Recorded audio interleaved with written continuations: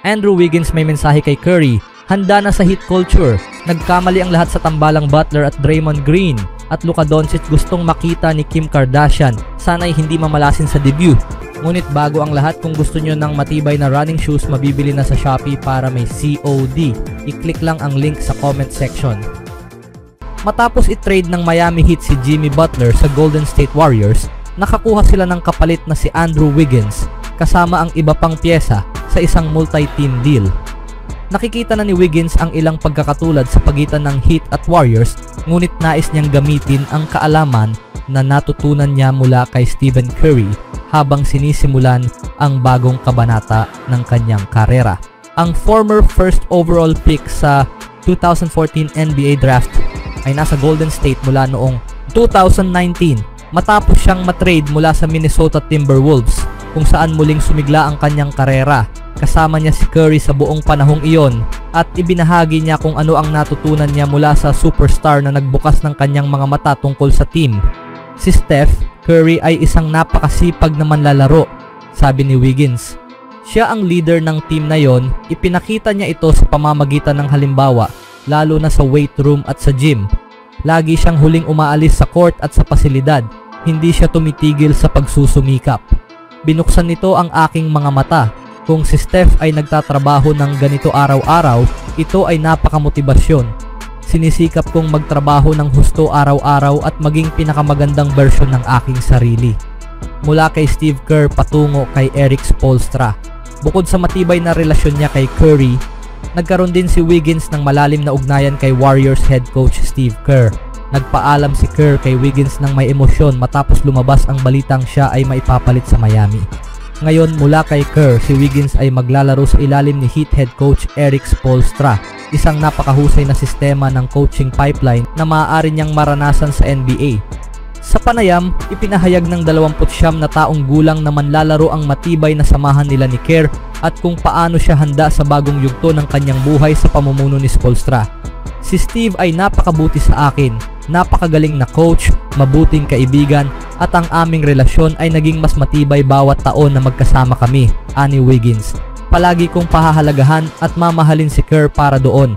At ngayon, nandito ako kay Spo. Excited ako para sa bagong kabanatang ito sa aking buhay.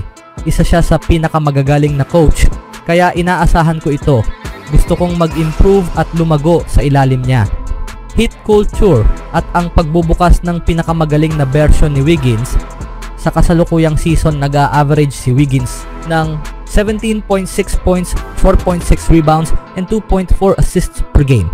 Habang may shooting percentage 44.4% from the field and 37.9% from the 3-point range.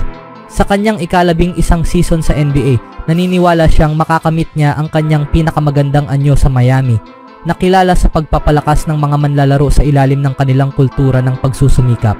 Sigurado, narinig mo ang magagandang bagay tungkol sa Heat, ang Heat culture, kung paano nila nabubuksan ang buong potensyal ng isang manlalaro, at kung paano ka magiging mas magaling kapag napunta ka rito, sabi ni Wiggins. At iyon ang tungkol sa amin. Nagsisikap kami, gusto naming gumaling, gusto naming manalo. Perpektong lugar ito para doon. Sa anumang kaso, malamang nagagawin ni Wiggins ang kanyang debut sa Miami Heat kasama sina Kyle Anderson at Davion Mitchell sa Martes ng araw, kung kailan haharapin ng Heat ang Boston Celtics. Anong masasabi nyo sa hinaharap ni Wiggins sa Heat, mga kaibigan? Sa ibang balita naman, si Jimmy Butler at Draymond Green magandang pagsasama sa Warriors sa kabila ng mga pangamba.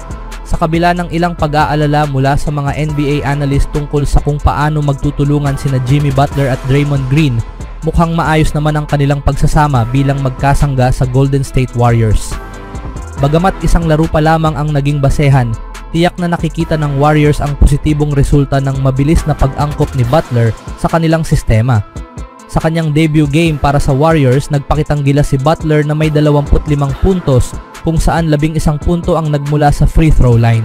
Sa bihirang pagkakataong hindi siya ang pumupukol ng free throw, nakita siyang nakikipag-usap kay Green tungkol sa kanilang diskarte sa laro.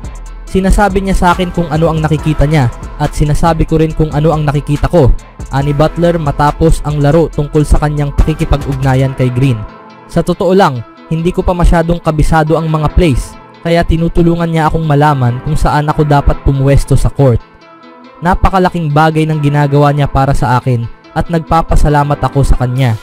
Kahit na matagal na ako sa liga, alam niyang bago ako rito, kaya ginagabayan niya ako at talagang nagpapasalamat ako kay Draymond. Isang napakabilis na linggo ang pinagdaanan ni Butler matapos siyang matrade mula sa Miami Heat patungong Golden State noong Huwebes. Agad siyang sumama sa kanyang bagong team sa Los Angeles noong Huwebes bago bumiyahe papuntang Chicago para sa laban noong Linggo. Kapwa malalaking personalidad sina Butler at Green kaya't nagkaroon ng mga pangamba kung paano sila magkakasundo sa loob ng court.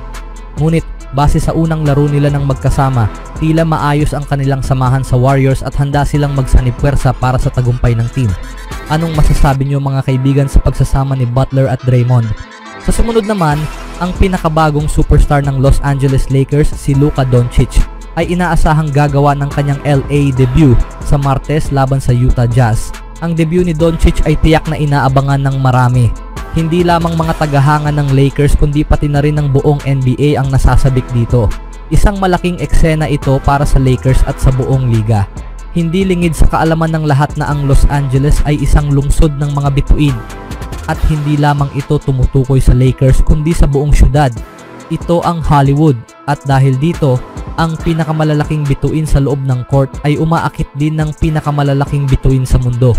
Marami sa mga pinakamalalaking artista at elite personalities ang matinding taga-suporta ng Lakers. Isa sa pinakasikat na personalidad sa mundo, si Kim Kardashian, ay isa rin sa mga nagpapakita ng suporta sa Lakers. Mahilig ang pinakamalalaking bituin sa mundo na makita ang Lakers sa aksyon, lalo na ngayong nadagdagan ang kanilang koponan ng isang superstar tulad ni Doncic. Kasama na rito si Kardashian na ibinahagi kung gaano niya gustong makilala ang bagong manlalaro ng Lakers na magsusuot ng purple at gold. Ibinahagi ito ni Kardashian sa kanyang personal na Instagram account. Ang tubong Los Angeles ay nais makilala ang tubong Slovenia. Si Kardashian ay sumikat sa buong mundo dahil sa kanyang personal na buhay na naidokumento sa reality show na Keeping Up with the Kardashians mula 2007 to 2021. Ginamit niya ang kanyang kasikatan at malawak na social media following upang makabuo ng isang consumer empire sa larangan ng fashion, beauty at fragrances. Isa siyang malaking pangalan sa mundo ng reality entertainment at may kasalukuyang net worth na $1.7 billion last 2024. Hindi patiyak kung magkikita sila ng bagong star ng Lakers, ngunit ang mga tagahanga ng Lakers ay siguradong sabik nang makita si Doncic sa kanyang bagong kasuotan. Sa edad na 25, isa na si Doncic sa pinakamahusay na manlalaro sa NBA. Kahit nasa kanyang ikapitong season pa lamang, Hall of Fame worthy na ang kanyang career resume. Ang kanyang career average sa regular season ay pangatlo sa pinakamataas sa kasaysayan ng NBA. Sa 50 career playoff games, lahat bilang starter, mayroon siyang average na 30.9 points, 9.4 rebounds, 8 assists, at 1.7 steals in 38.9 minutes. Ang 5-time NBA All-Star ay pangalawa sa kasaysayan sa playoff scoring average at pang-anim sa listahan ng may pinakamaraming postseason triple-doubles na may 10. Ngayong season, naglaro na si Doncic sa 22 laro, lahat bilang starter, na may average na 28.1 points, 8.3 rebounds, 7.8 assists at 2 steals in 35.7 minutes. Malapit nang magsuot si Doncic ng purple at gold at malalaman natin kung magkikita nga ba sila ni Kardashian. Anong masasabi niyo mga kaibigan sa interes ni Kim Kardashian kay Luka at sa debut niya?